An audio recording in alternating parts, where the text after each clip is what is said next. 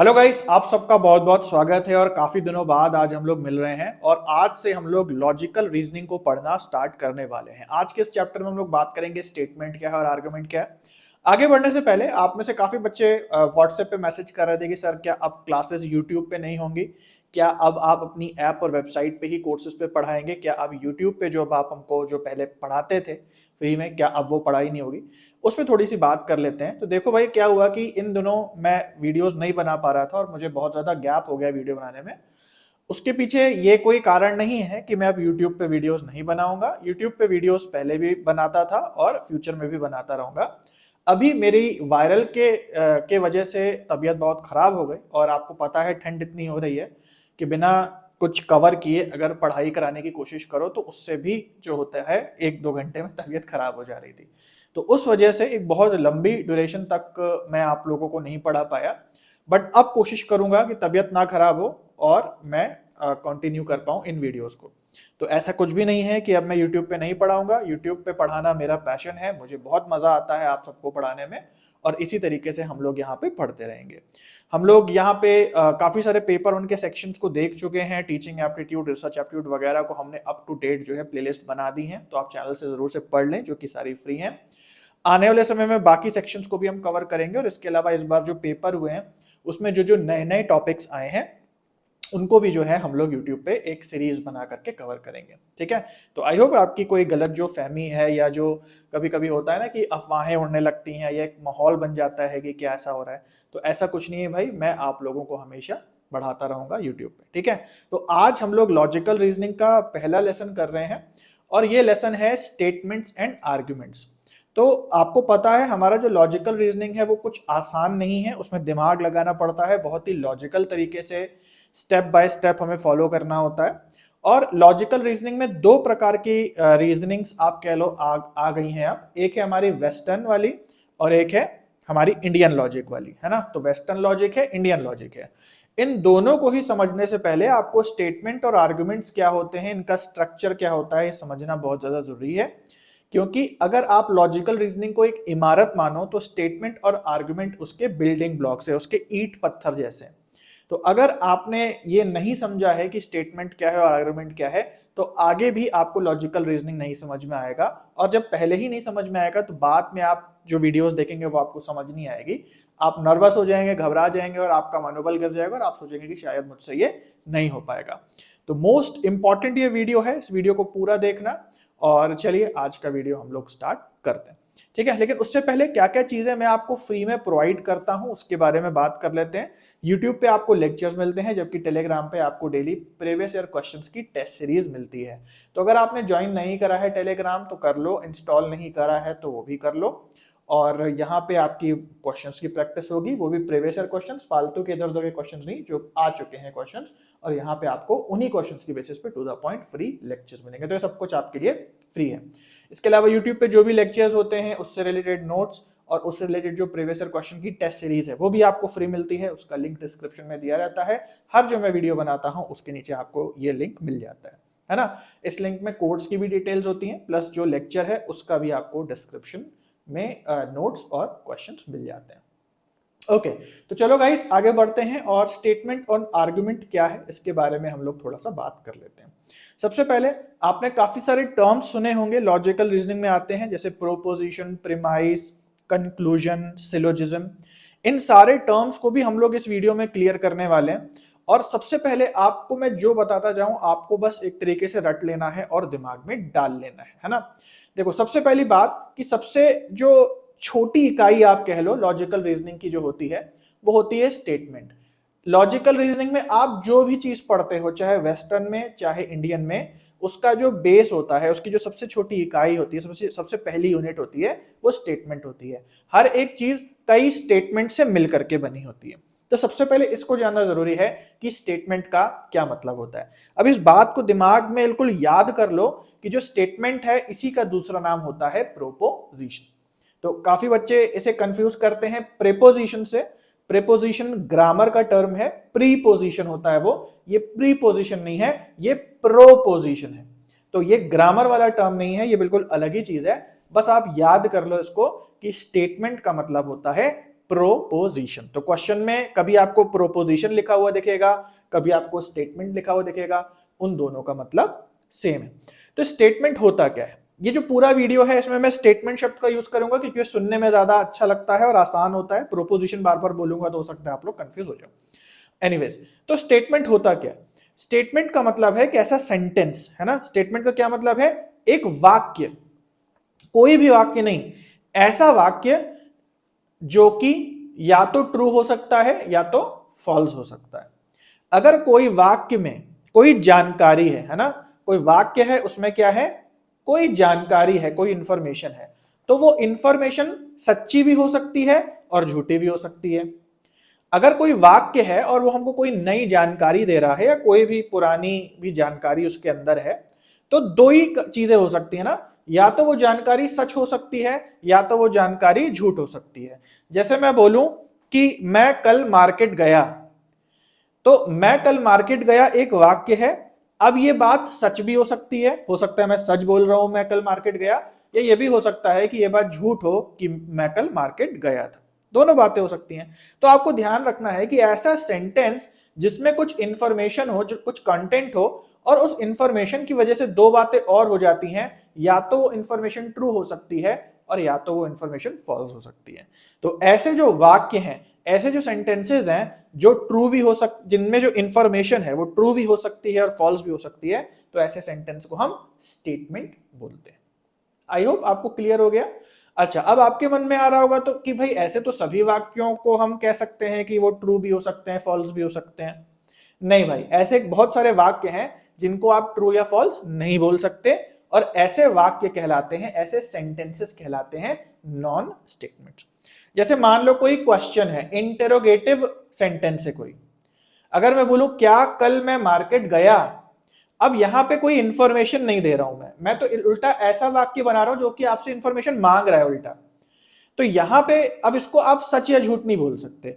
तो कोई प्रश्न किसी ने पूछा, प्रश्न एक ऐसा वाक्य है जिसको आप सच या झूठ नहीं बोल सकते। उसी तरीके से इंपरेटिव सेंटेंसेस, यानी किसी को ऑर्डर देना कि इधर आओ, ठीक है, या मेरे लिए एक गिलास पानी लाओ। अब ऑर्डर भी सच या झूठ नहीं हो सकता क्योंकि उसमें भी कोई इंफॉर्मेशन नहीं है। कहीं किसी भी सेंटेंस में अगर इंफॉर्मेशन होगी तो ही उसको आप ट्रू फॉल्स बोल सकते हो। जहां इंफॉर्मेशन नहीं है, इस प्रकार के वाक्य इंटरोगेटिव, इंपरेटिव, इनको हम नॉन स्टेटमेंट बोलते हैं। और अच्छी बात यह है कि अब हम लोग जब आगे बढ़ेंगे तो हम नॉन स्टेटमेंट्स की बात कभी भी नहीं करेंगे, क्योंकि हमारा जो भी चीजें हम विस्तार करने वाले हैं और आर्गुमेंट स्ट्रक्चर देखने वाले हैं, उन सब में किसकी हम बात करेंगे? केवल स्टेटमेंट या प्रोपोजिशन की बात करेंगे। आई होप आपको समझ में आ गया। ओके, अब ये जो स्टेटमेंट है, अगर एकेडमिक टर्म्स में बोलें तो एक बार फिर से देख लेते हैं। स्टेटमेंट मैंने आपको क्या बताया, या एकेडमिक भाषा में अगर बोले तो स्टेटमेंट क्या होता है? जिसकी ट्रूथ वैल्यू होती है ना। तो इस बात को, ये शब्द समझ लेना, क्योंकि क्वेश्चंस करने में और समझने में आसानी होगी बाद में। तो स्टेटमेंट क्या है? एक ऐसा सेंटेंस है जिसकी एक ट्रूथ वैल्यू होती है। ट्रूथ वैल्यू मतलब कि हम कह सकते हैं कि ये स्टेटमेंट जो है या तो ट्रू होगा या तो फॉल्स होगा। तो ट्रूथ वैल्यू का मतलब क्या है? ये ट्रूथ वैल्यू दो प्रकार की है, या तो कोई स्टेटमेंट ट्रू हो सकता है और या तो कोई स्टेटमेंट फॉल्स हो सकता है। बस इतना आपको समझना था। इसके लिए मैंने आपको पूरी कहानी बताई, ताकि जड़ जो है आपकी, जो फाउंडेशन है, जो नींव है, वो अच्छी हो जाए, इसलिए मैंने यहाँ पे इतना टाइम लिया। तो स्टेटमेंट या प्रोपोजिशन क्या है? जिसकी कोई ट्रूथ वैल्यू हो, और वो ट्रूथ वैल्यू या तो ट्रू हो सकती है और या तो फॉल्स हो सकती है। अब हम बढ़ते हैं दूसरे बिल्डिंग ब्लॉक की ओर, जिसका नाम है आर्ग्यूमेंट। तो आर्ग्यूमेंट का मतलब होता है न्याय वाक्य या तर्क, है ना। तो आर्ग्यूमेंट का जनरली हम लोग बहुत नेगेटिव कॉनोटेशन लेते हैं आर्ग्यूमेंट शब्द का, कि कोई भी व्यक्ति बहस करता है। तो हिंदी में या हमारे चारों ओर जो समाज है वो तर्क वितर्क, वैसे तो इसका शुद्ध जो अनुवाद है वो तर्क है या वितर्क है या न्याय वाक्य है, लेकिन डेली बोलचाल की हमारे सामाजिक भाषा में हम लोग आर्ग्यूमेंट बोलते हैं। तो हमारे कहने का मतलब होता है बहस, है ना। जैसे कोई व्यक्ति ज्यादा बोल रहा है, तुम कहते हैं तुम ज्यादा आर्ग्यूमेंट मत दो, जो बताया जा रहा है उतना करो, है ना। तो हम लोग कहना चाह रहे हैं कि अरे तुम ज्यादा बहस मत करो और जो बताया जा रहा है उसको फॉलो करो, है ना। तो हमारे समाज में जो आर्ग्यूमेंट का अर्थ है वो बहुत नेगेटिव हो गया है, नेगेटिव कॉनोटेशन एसोसिएटेड हो गया है आर्ग्यूमेंट के साथ। लेकिन एक्चुअल जो इसका मतलब है वो बहसबाजी करना नहीं है। एक्चुअल मतलब है कि किसी चीज को सिद्ध करना।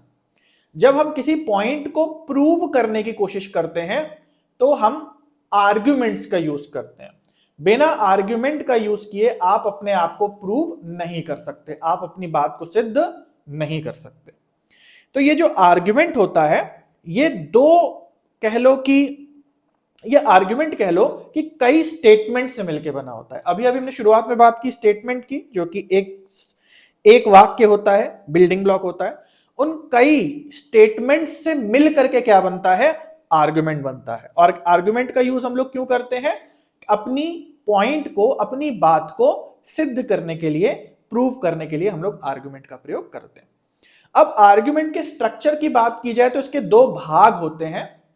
पहला भाग होता है आर्ग्यूमेंट का प्रीमाइस और दूसरा भाग होता है आर्ग्यूमेंट का कंक्लूजन। पहला भाग है प्रीमाइस, प्रीमाइस जो एक आपको जानकारी दे, और कंक्लूजन दूसरा भाग कि जो पहले आपको प्रीमाइस में जानकारी दी गई उससे नई जानकारी क्या निकल के आई या निष्कर्ष क्या निकल के आया। तो प्रीमाइस का मतलब होता है पहले से दी जाने वाली जानकारी, और कंक्लूजन जो होता है वो होता है नई जानकारी, है ना। नई जानकारी या जो हमने पॉइंट बोले उनको सिद्ध करने के लिए जो निष्कर्ष उसका निकल करके आ रहा है। मैं आपको एग्जांपल देता हूं तो आपको ज्यादा अच्छे समझ में आएगा। जैसे यहां पे आप देखें, है ना, एक प्रीमाइस और कंक्लूजन का यहां पे एक एग्जांपल दिया हुआ है। यहां पे प्रीमाइस में कोई बात कही गई है, क्या बात है, the sun has harmful UV rays while sunscreen protects us from them. कह रहा है, कुछ दो चार बातें दी गई हैं, कह रहा है कि सूरज में यूवी रेज होती हैं और सनस्क्रीन लगाने से जो है सूरज से हमारा बचाव होता है, सूरज की किरणों से। ये कुछ बातें हैं, ये कुछ फैक्ट्स हैं, कुछ तथ्य हैं। और इससे एक नई जानकारी निकल के आ रही है। नई जानकारी क्या निकल के आ रही है कि इसका मतलब यह है कि भाई जब भी आप बाहर निकलो, जब भी आप धूप में निकलो, आप सनस्क्रीन जरूर लगाओ। तो पहले कुछ जानकारियां दी गई प्रीमाइस के अंदर। प्रीमाइस मतलब जो पहले से आपको दे दिया गया है ना, पहले से जो जानकारी दे दी गई है कि धूप में यूवी रेज होती हैं और सनस्क्रीन यूवी रेज से प्रोटेक्ट करता है। और कंक्लूजन क्या निकल के आया, इन बातों को देख के नया निष्कर्ष क्या निकल के आया कि हाँ भाई जब भी धूप में जाओ तो सनस्क्रीन लगा के जाओ, है ना। आई होप आपको समझ में आ गया क्या प्रीमाइस क्या कंक्लूजन। फिर भी नहीं समझ में आया तो मैं आपको एक सूत्र दे रहा हूं, उसको रट लो। जब भी दो सेंटेंसेस के बीच में देयरफॉर लगा होगा, है ना, इस सूत्र को समझ लो। जब भी दो सेंटेंसेस के बीच में देयरफॉर लगा होगा तो देयरफॉर के बाद कंक्लूजन आता है और देयरफॉर से पहले प्रीमाइस आता है। जैसे मैंने अभी बोला कि धूप में यूवी रेज होती हैं, इसलिए जब भी बाहर निकलो सनस्क्रीन जरूर से लगाओ। तो ये जो इसलिए है, या इंग्लिश में बोलो तो जो देयरफॉर वर्ड है, ये आपको पहचानने में मदद कर देगा कि प्रीमाइस क्या है और कंक्लूजन क्या है। अब आप हिंदी भाषा में या इंग्लिश भाषा में कोई भी सेंटेंस या कोई भी कंस्ट्रक्शन बना लो जिसमें देयरफॉर आता हो या इसलिए आता हो, तो आप ऐसा, इसका कोई अपवाद नहीं है, कुछ भी बनाओगे देयरफॉर या इसलिए के बाद जो आएगा वो कंक्लूजन ही होगा और उससे पहले जो आएगा वो प्रीमाइस होगा। ठीक है, तो मैं कल रात को पढ़ाई नहीं कर पाया या मैं कल रात को होमवर्क नहीं कर पाया, या इसको ऐसे कह लो कल रात को लाइट नहीं आ रही थी इसलिए मैं कल रात को होमवर्क नहीं कर पाया। अब देखो यहां पे भी इसलिए लग रहा है, there was no electricity yesterday या last night, therefore I could not complete my homework. तो कहीं पे भी कोई भी आप बना लो सेंटेंस, बस इतना आपको याद रखना है कि आर्ग्यूमेंट क्या है, कई सारे स्टेटमेंट्स को मिलकर एक तर्क बनता है जिससे हम अपना पॉइंट प्रूव करना चाहते हैं या नया कंक्लूजन निकालना चाहते हैं। और इसके दो भाग होते हैं, प्रीमाइस और कंक्लूजन, जो कि कैसे पहचानना है आपको क्या प्रीमाइस क्या कंक्लूजन। देयरफॉर के बाद जो आएगा वो कंक्लूजन होगा और देयरफॉर के पहले जो आएगा वो प्रीमाइस होगा। समझ में आ गया, ये था आर्गुमेंट, पूरा हो गया आर्गुमेंट, है ना। अब यहां पे एक प्रॉब्लम जो आप लोगों को थोड़ी सी सताती है या थोड़ी सी कंफ्यूजन जो आप लोगों को सताती है कि आप लोग दो शब्दों के बीच में बहुत ज्यादा कंफ्यूज हो जाते हो, और वो शब्द हैं प्रोपोजिशन एंड प्रीमाइस। क्योंकि दोनों पी से हैं, नए नए सुने हुए शब्द हैं, तो इन दोनों में आप कंफ्यूज हो जाते हो कि प्रोपोजिशन क्या होता है और प्रीमाइस क्या होता है और इनमें क्या समानता या असमानता है। तो आप लोग सोचो और कमेंट करो भाई कि क्या हो सकता है, प्रीमाइस प्रोपोजिशन में क्या अंतर है। तो अब समझ लो, है ना। तो प्रीमाइस जैसे मैंने बोला ये आर्गुमेंट का एक भाग है, प्रीमाइस और कंक्लूजन मिला करके एक आर्गुमेंट बनता है। ओके, अब प्रीमाइस के अंदर जो वाक्य हैं एक भी हो सकता है, कई भी हो सकते हैं, और कंक्लूजन के अंदर जो वाक्य हैं, जो सेंटेंसेस हैं, एक भी हो सकता है, कई भी हो सकते हैं।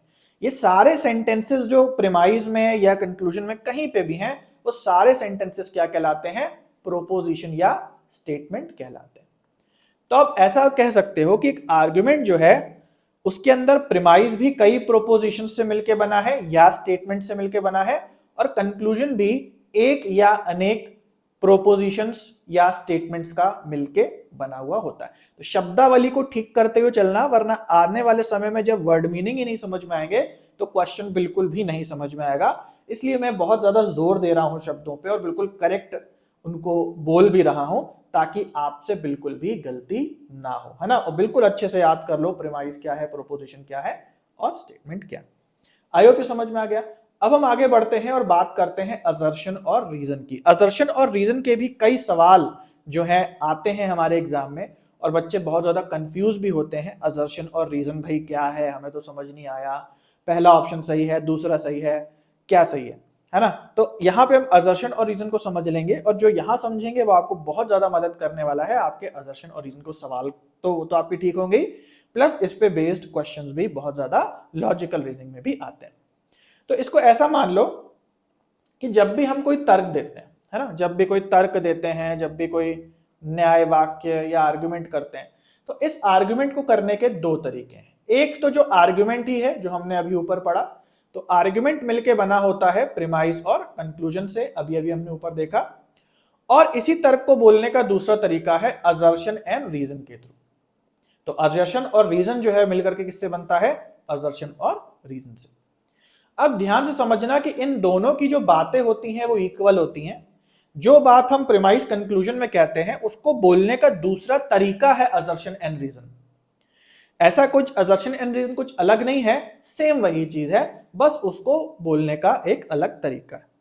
और वो क्या तरीका है? कुछ नहीं है। हमें पता है कि आर्ग्यूमेंट के अंदर प्रीमाइस के बाद कंक्लूजन आता है, तो अगर हम इन दोनों का जो आने का क्रम है वो पलट दें, सीरियल पलट दें, तो असर्शन और रीजन बन जाता है। तो जहां पे प्रीमाइस था वो रीजन बन जाता है असर्शन और रीजन में, और जो कंक्लूजन था वो असर्शन बन जाता है। कैसे बनता है आओ एक एग्जांपल से भी देख लेते हैं। अब देखो ऊपर जो हमने एग्जांपल लिया था उसको हमने ठीक पलट दिया, तो क्या बन गया? पहले आ गया कि कोई भी व्यक्ति जब बाहर निकले तो उसे सनस्क्रीन लगानी चाहिए, क्योंकि सूरज में हार्मफुल यूवी रेज होती हैं और सनस्क्रीन जो है उससे प्रोटेक्शन देता है।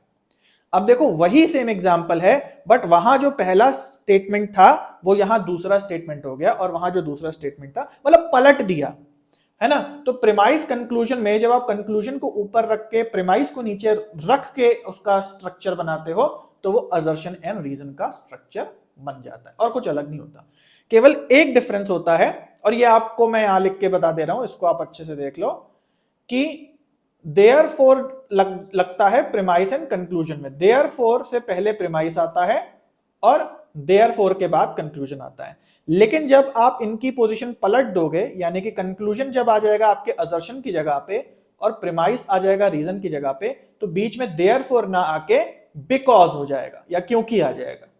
बस ये चीज अगर आपको याद हो गई तो आपको असर्शन रीजन और प्रीमाइस कंक्लूजन क्या होता है ये समझ में आ जाएगा। जैसे यहां पे भी आप देख सकते हो कि बाहर जाते टाइम सनस्क्रीन को अप्लाई करना चाहिए, क्योंकि धूप में हार्मफुल रेज होती हैं और सनस्क्रीन हमें उनसे बचाता है।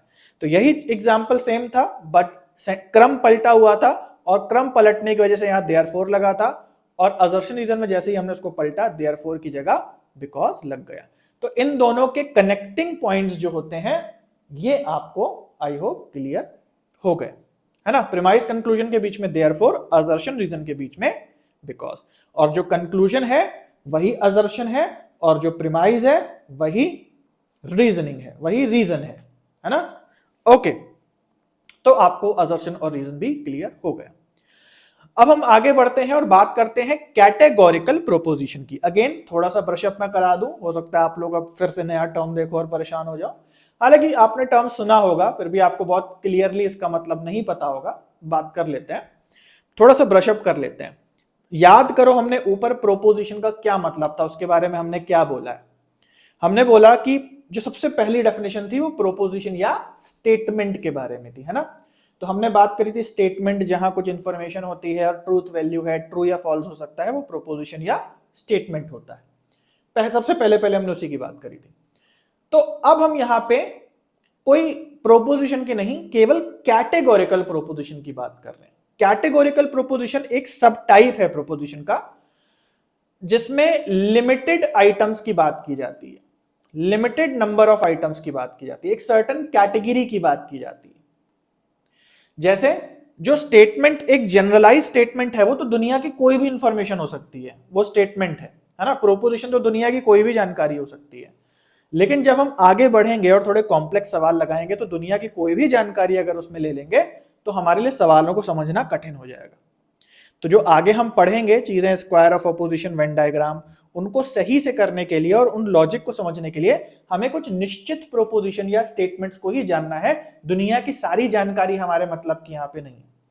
तो वो जो निश्चित कैटेगरी है प्रोपोजिशंस की, जिनको हमें जानना है आने वाले सवालों को करने के लिए, उसको हम कहते हैं कैटेगोरिकल प्रोपोजिशन। क्या होते हैं ये? तो आपने जनरली वेन डायग्राम वगैरह के क्वेश्चन लगाए होंगे, स्क्वायर ऑफ अपोजिशन देखा होगा, आपने देखा होगा कुछ छोटे छोटे सेंटेंसेस उसमें लिखे होते हैं ना, छोटे छोटे स्टेटमेंट्स लिखे होते हैं। जैसे ऑल मेन आर गुड, ऐसे कहीं लिखा होगा, कहीं लिखा होगा नो, कह लो कि नो कैट इज डॉग, है ना। तो सम कैट्स आर डॉग्स, ऐसे नो, ऑल, सम वाले जो आप छोटे छोटे ऐसे क्वेश्चंस देखते होगे, ये सारे जो स्टेटमेंट्स हैं, सारे स्टेटमेंट्स हैं, जो सारे सेंटेंसेस हैं, ये कैटेगोरिकल प्रोपोजिशन कहलाते हैं, जो कि एक सर्टेन पैटर्न को फॉलो करते हैं। तो उस पैटर्न को समझ लो भाई, ये बहुत ज्यादा जरूरी है कि भाई इसका आखिर पैटर्न होता क्या, किस पैटर्न पे ये बेस्ड होते हैं। तो इसका पैटर्न हम देख लेते हैं, इनका स्ट्रक्चर हम लोग देख लेते हैं। तो इसमें सबसे पहले आती है क्वांटिटी, क्वांटिटी के बाद आता है सब्जेक्ट, सब्जेक्ट के बाद आता है क्वालिटी, और क्वालिटी के बाद आता है प्रेडिकेट, है ना। एक एग्जांपल से थोड़ा समझ लेते हैं। जैसे मैंने अभी आपको बोला ऑल मेन आर गुड, है ना। तो देखो चार ही वर्ड आते हैं, चार ही आते हैं इसके अंदर, इससे ज्यादा नहीं होंगे। तो यहां समझ लो कि जैसे मैंने बोला शुरुआत में आती है क्वांटिटी, तो यहां पे या तो ऑल आएगा या तो सम आएगा। कभी कभी आपने देखा होगा लिखा रहता है ऑल मैन आर गुड, कभी कभी लिखा रहता है सम मैन आर गुड। तो ये क्या बता रहा है, पहला शब्द क्या बता रहा है, क्वांटिटी, कितने लोग हैं आखिर, कुछ लोग हैं या सभी हैं, तो इसीलिए उसको हम क्या बोल रहे हैं, क्वांटिटी। फिर आता है हमारा सब्जेक्ट। अब सब्जेक्ट मतलब कि जो डूअर है या जो जिसके बारे में मेन बात हो रही है, वो हमारा सब्जेक्ट है उस सेंटेंस का या स्टेटमेंट का। फिर आता है हेल्पिंग वर्ब, है ना। कभी कभी होगा आर, कभी कभी होगा आर नॉट। मतलब ये हमें ये बता रहा है कि स्टेटमेंट अफर्मेटिव है, सकारात्मक है, नकारात्मक है, नेगेटिव है। तो इसलिए पॉजिटिव नेगेटिव को हम कहते हैं गुण, और गुण को इंग्लिश में बोलते हैं क्वालिटी। तो ये जो पार्ट है हमें क्वालिटी दर्शाता है। और फाइनल पार्ट होता है प्रेडिकेट, है ना। अब इसी के बेसिस पे कई सारे स्टेटमेंट्स देखे होंगे, all dogs are cats, all trees are butterflies, इसी तरीके से आपने देखा होगा लिखे रहते हैं। तो इसका मतलब क्या है कि जो सब्जेक्ट और प्रेडिकेट है, यहाँ कुछ भी आ सकता है ना, उसकी कोई लिमिट नहीं है। ये जो सब्जेक्ट और प्रेडिकेट का एरिया कुछ भी आ सकता है, इसका कोई फॉर्मूला नहीं बना सकते यहाँ, मतलब कुछ भी आ जाएगा, बटरफ्लाई, ट्री, टेबल, चेयर, जो भी डालना चाहो क्वेश्चन में आपको दिख जाएगा। तो ठीक है, इससे ज्यादा मतलब नहीं। लेकिन अगर बात करें क्वांटिटी की, तो यहां केवल दो ही शब्द आ सकते हैं, एक आ सकता है ऑल और एक आ सकता है सम। तीसरा कोई भी यहाँ पे ऑप्शन नहीं है, तीसरी कोई भी चीज यहाँ पे नहीं आ सकती।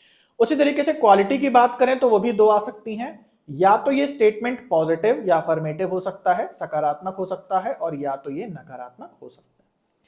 तो आई होप आपको स्ट्रक्चर समझ में आ गया। स्ट्रक्चर क्या है, एक बार फिर से देखो। स्ट्रक्चर ये है कि जो कैटेगोरिकल प्रोपोजिशन है वो चार चीजों से मिलकर बना है, क्वांटिटी, सब्जेक्ट, क्वालिटी और प्रेडिकेट। जिसमें क्वांटिटी दो प्रकार की है, ऑल आ सकता है या सम आ सकता है, और क्वालिटी भी दो प्रकार की है, वो स्टेटमेंट पॉजिटिव हो सकता है या नेगेटिव हो सकता है ना। ओके, अब हम बात करते हैं कि कितने प्रकार के ये कैटेगोरिकल प्रोपोजिशंस बन सकते हैं, कितने प्रकार के ये बन सकते हैं। अब यहां पे क्वांटिटीज देखो दो प्रकार की हैं, ऑल और सम, और क्वालिटीज भी दो प्रकार की हैं, पॉजिटिव और नेगेटिव। अब जब इनको हम कंबाइन करेंगे, मान लो यहां से हमने ऑल उठा लिया, यहां से हमने पॉजिटिव उठा लिया, या यहां से हमने सम उठा लिया, यहां से हमने नेगेटिव उठा लिया, है ना। ये जो हमारे पास दो क्वांटिटी और दो क्वालिटी हैं, जब हम इनको आपस में कंबाइन करते हैं तो हमारे पास चार अलग अलग ऑप्शंस बन करके आते हैं, है ना। तो हमारे पास आ जाते हैं चार अलग अलग ऑप्शंस। पहला, मान लो हमने ऑल को लिया और ऑल के साथ हमने पॉजिटिव को मिला दिया। दूसरा ऑप्शन, मान लो हमने ऑल लिया और ऑल के साथ हमने नेगेटिव क्वालिटी को मिला दिया। तीसरा ऑप्शन, मान लो हमने सम क्वांटिटी को लिया और उसके साथ पॉजिटिव क्वालिटी को मिला दिया। और चौथा ऑप्शन, सम हमने क्वांटिटी ली और उसके साथ नेगेटिव क्वालिटी को मिला दिया। तो इन क्वालिटी और क्वांटिटी को जब हम कंबाइन करेंगे तो ये चार जो हैं पॉसिबल ऑप्शंस हमारे पास आ जाएंगे, है ना जी। तो ऑल को हम यूनिवर्सल भी बोल सकते हैं और सम को हम पार्टिकुलर भी बोल सकते हैं एग्जाम की भाषा में, मतलब हमारी एकेडमिक भाषा में। जैसे यहां पे लिखा है, ऑल को आप बोलते हो यूनिवर्सल और सम को आप बोलते हो पार्टिकुलर। तो अगर कोई ऐसा कैटेगोरिकल प्रोपोजिशन हम डिजाइन कर रहे हैं जिसमें ऑल है और पॉजिटिव स्टेटमेंट है, तो आप इसको बोलोगे यूनिवर्सल पॉजिटिव स्टेटमेंट या यूनिवर्सल पॉजिटिव स्टेटमेंट या यूनिवर्सल अफर्मेटिव स्टेटमेंट, है ना।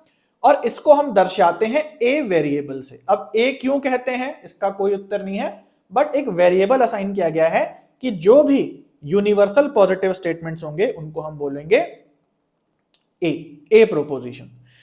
अगर हम सब्जेक्ट में मैन लें और प्रेडिकेट में गुड लें तो ये बन जाएगा all men are good, all men are good. अब सब्जेक्ट प्रेडिकेट में हम कुछ भी रख सकते थे, हमने यहां पे कर दिया, क्योंकि मेरी प्रैक्टिस बनी बहुत सालों से यही सब्जेक्ट प्रेडिकेट ले रहा हूं। अब देखो यहां पे पॉजिटिव स्टेटमेंट रखा और ऑल लगाया, तो ये क्या हो गया, यूनिवर्सल पॉजिटिव या यूनिवर्सल अफर्मेटिव, इसको सिग्निफाई करेंगे ए से। उसी तरीके से अगर हम ऑल लें और क्वालिटी नेगेटिव ले लें तो ये क्या हो जाएगा, all men are not good, all men are not good. Clear हो गया। तो ये क्या हो गया, यूनिवर्सल नेगेटिव। यूनिवर्सल नेगेटिव को हम डिफाइन करते हैं ई प्रोपोजिशन से। अब अगला कॉम्बिनेशन देखते हैं। अगला बना है सम और पॉजिटिव का, यानी अगर हम बोले some men are good, positive रखना है, अफर्मेटिव रखना है और सम लगाना है, तो सम मेन आर गुड बन गया। और ये हमारा सिग्निफाई होगा आई से, और इसको हम बोलेंगे पार्टिकुलर, क्योंकि ऑल नहीं लगाना। जब ऑल लगा होता है तो हम कहते हैं यूनिवर्सल, और जब सम लगता है तो हम कहते हैं पार्टिकुलर। और क्योंकि पॉजिटिव है तो हम कहेंगे पार्टिकुलर पॉजिटिव, या आप कह सकते हो पार्टिकुलर अफर्मेटिव। और उसके बाद अगला है सम और नेगेटिव क्वालिटी, तो उससे बन जाता है some men are not good, some men are not good. अच्छा, राइटिंग को माइंड मत करना, सब कुछ लिखा भी हुआ है, प्रिंटेड भी है, तो वो भी अभी मैं आपको दिखा दूंगा। और इसको हम सिग्निफाई करते हैं ओ से, ठीक है। तो यहां पे क्या है, इसको हम क्या बोलेंगे, पर्टिकुलर नेगेटिव। आई होप आपको समझ में आ गया। दो प्रकार की क्वालिटी, दो प्रकार की क्वांटिटी में जो स्ट्रक्चर में होती हैं, उनको मिला करके हम ये चार प्रोपोजिशंस बना सकते हैं। इनके नाम यहां पे लिखे हुए हैं, A proposition, E proposition, I proposition and O proposition. अब आज के लेक्चर के बाद आपका होमवर्क ये है, आपका काम यह है कि आप दिमाग में याद कर लो कि ए ई आई ओ का क्या मतलब होता है, वरना बाद में हवाइयां छूट जाएंगी जब हम लोग आगे वेन डायग्राम पढ़ेंगे या स्क्वायर ऑफ ऑपोजिशन पढ़ेंगे। क्योंकि वहां पे अब इतनी बड़ी बात थोड़ी बोलूंगा मैं कि हाँ भाई ये हम लोग आज ये देखो ये यूनिवर्सल पॉजिटिव स्टेटमेंट लिख, ऐसे थोड़ी बात करेंगे। वहां बोलेंगे सीधे ये ए प्रोपोजिशन लिखा है। तो आपके दिमाग में चित्र बन जाना चाहिए कि जब हम बोले कि ये ई प्रोपोजिशन है, ये आई प्रोपोजिशन है, ये ओ है, तो आपको पता चल जाना चाहिए कि किसकी बात हो रही है, वरना गाड़ी छूट जाएगी आगे और गाड़ी आगे निकल जाएगी, आप पीछे रह जाएंगे, आपको लगेगा कि भाई क्या बात हो रही है, समझ में नहीं आ रहा है ना। तो कोई बहुत कठिन चीज तो मैंने आपको बताई नहीं है, समझ में आपको आ गई, पहला स्टेप आपका हो गया। दूसरा स्टेप जो है वो आपको करना है, ये आपका होमवर्क रहेगा। तो यहाँ पे लिखा भी हुआ है प्रिंटेड में, डिस्क्रिप्शन में जैसे बोला नोट्स वगैरह मिल जाएंगे, ए ई आई ओ। और इस प्रकार से 4 कैटेगोरिकल प्रोपोजिशंस जो हैं, इससे हमारा पूरा वेस्टर्न लॉजिक भी कंप्लीट होगा और इससे हमारा पूरा इंडियन लॉजिक भी काफी हद तक इसी से ही कंप्लीट होगा, है ना। और इसके अलावा लॉजिकल रीजनिंग अगर आपको मेरे से पढ़ना है हमारी ऐप और वेबसाइट पे बिना एड्स के और एक सिस्टमैटिक तरीके से एक एक टॉपिक को हम लोग पढ़ते हैं, और इनफैक्ट पूरा फुल फ्लेजेड कोर्स पेपर 1 का बना हुआ है, that too on the basis of previous year question. इसके अलावा टेस्ट सीरीज भी है, केवल आप क्वेश्चन की प्रैक्टिस करना चाहते हैं, और इन सब में डेमो मटेरियल भी है, 15 से ज्यादा लेक्चर्स फ्री हैं, यहाँ पे 100 से ज्यादा क्वेश्चंस फ्री हैं, तो वो भी आप चेकआउट कर सकते हो Kumar education net CTET app के ऊपर। और इसके अलावा कोई भी आपको जानकारी चाहिए, कुछ आपको इंक्वायरी करनी है, यहाँ पे चैट कर लें, कॉल नहीं, केवल चैट का ऑप्शन है। और इसके अलावा जितने भी हमारे कोर्सेज हैं उन पे KB10 कोड जब आप लगाते हैं तो आपको 10% डिस्काउंट मिलता है। सारा का सारा लिंक जो है डिस्क्रिप्शन में दिया हुआ है। आई होप कि गाइस आप आज के आपके सारे कंसेप्ट्स क्लियर हो गए होंगे, और इतने बारीकी से शायद हो सकता है अगर आपने मेरे से नहीं पढ़ाया तो आपने शायद नहीं पढ़ा होगा, है ना। तो एक ब्रश अप कर लेते हैं क्या क्या चीजों की हमने बात की है। हमने आज स्टेटमेंट और आर्ग्यूमेंट्स को बहुत अच्छे समझा, जिसमें सबसे पहले हमने बात की है यहाँ पे स्टेटमेंट्स की या प्रोपोजिशंस की, और जिसमें हमने जाना कि भाई सबसे पहली चीज होती है स्टेटमेंट या प्रोपोजिशन, जिसकी ट्रूथ वैल्यू होती है, ट्रू या फॉल्स। उसके बाद हमने बात की आर्गुमेंट की, आर्गुमेंट प्रीमाइस और कंक्लूजन से मिलके बना होता है। जब हमें कोई निष्कर्ष निकालना होता है तो स्ट्रक्चर का हम यूज करते हैं। सारे प्रीमाइसेस और सारे कंक्लूजन स्टेटमेंट्स के ही बने होते हैं। उसके बाद हमने बात की यहाँ पे असर्शन और रीजन की। असर्शन और रीजन बिल्कुल प्रीमाइस कंक्लूजन को पलट दो, देयरफॉर की जगह बिकॉज लगा दो तो असर्शन एंड रीजन बन जाता है।